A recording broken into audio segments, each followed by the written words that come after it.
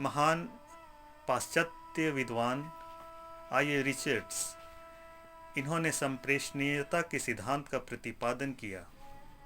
आज इस सिद्धांत का अध्ययन करेंगे। कला में मूल्य होता है और उस मूल्य को संप्रेषित किया जाता है।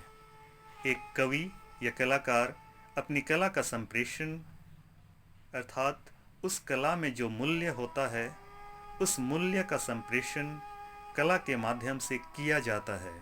यही संप्रेषण का सिद्धांत है। 1926 ईस्वी को रिचर्ड्स ने the principles of literary criticism लिखा, जिसके अध्याय 4 और 21 में संप्रेषण के सिद्धांत का जिक्र किया गया है। उन्होंने बतलाया है कि इसकी प्रक्रिया कैसे संपन्न होती है। यदि कलाकार किसी घटना को देखता है और उसे वह घटना प्रभावित करती है, उसे यह लगता है कि इस घटना में मूल्य है, उसे वह अपनी कला के माध्यम से उस घटना या मूल्य को संप्रेषित करना चाहता है। रिचर्ड्स ने इसे अचेतन मन का व्यापार कहा है। अचेतन मन अर्थात उद्देश्य रहित, वह अपने मन में किसी उद्देश्य को बिना रखे उस घटना को संप्रेषित करना चाहता है। वह अपनी कला से किसी को प्रभावित करना नहीं चाहता।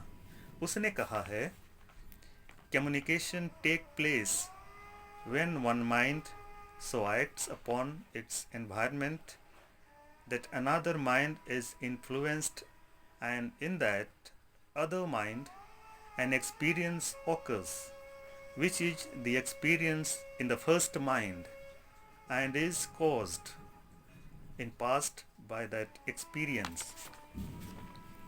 एक व्यक्ति वातावरण से प्रभावित होता है और अन्य व्यक्ति उस व्यक्ति की क्रिया से प्रभावित होकर ऐसी अनुभूति प्राप्त करता है जो पहले व्यक्ति के सदृश है। इसे संप्रेषण कहते हैं। वे आगे कहते हैं, communication defined as strict transparence of the participation in identical experience does not occur.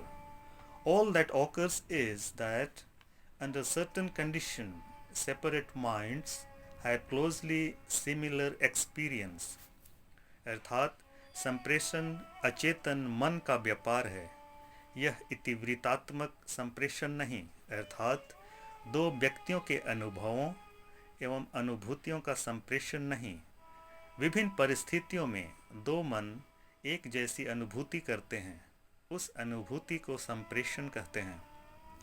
इस संप्रेषण की दो शर्तें होती हैं, एक कलाकार या प्रेषक में होनी चाहिए, एक पाठक या प्रेषित में होनी चाहिए।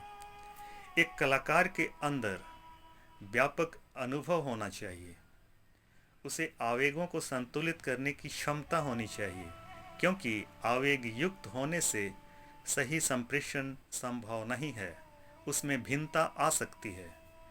उसे साधारण तरीके से, सरल तरीके से अभिव्यक्त करना चाहिए। एक पाठक के अंदर संयम होना चाहिए ताकि प्रेषक के विचार को ग्रहण कर सके। उसे विवेकशील होना चाहिए, संकेतों को समझने की क्षमता होनी चाहिए, अगले की पृष्ठभूमि का उसे ज्ञान होना चाहिए। तभी केवल पाठक संप्रेषित को समझ सकता है, अन्यथा नहीं। इस प्रकार आज हमने इवोर आर्मस्ट्रॉन्ग रिचर्ड्स के संप्रेषण सिद्धांत का विस्तृत अध्ययन किया है।